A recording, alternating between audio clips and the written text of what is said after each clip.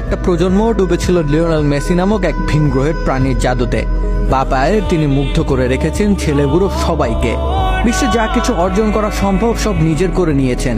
সময়ের পরিক্রমায় সেই আলোর ঝলকানি কমে যেতে শুরু করেছে, তাই তো ঘুরে বেড়াচ্ছে সার্চ লাইট, খুঁজছে নতুন মেসি।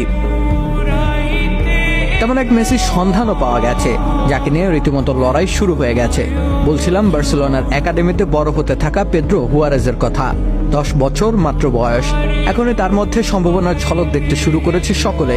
বিশেষ করে তার একটি গোল সামাজিক যোগাযোগ মাধ্যমে ভাইরাল হওয়ার পরই যেন আকর্ষণের বিষয়বস্তুতে পরিণত হয়েছেন পেদ্রো। কাতালান যুবলীগে পেদ্রো করেছেন গোলের উৎসব, তেমনি এক চোখ ধাঁধানো গোল করেছেন তিনি বার্সার অনূর্ধ্ব 10 দলের হয়ে। মাঝমাঠ থেকে একক প্রচেষ্টায় প্রতিপক্ষ খেলোয়াড়দের খোল খাইয়ে গোল আদায় করে নেন তিনি। এরপর তাকে নিয়ে সির্ফ আলোচনা শুরু হয়নি, বিশ্ববিখ্যাত খেলোয়াড় সামগ্রী নির্মাতা প্রতিষ্ঠান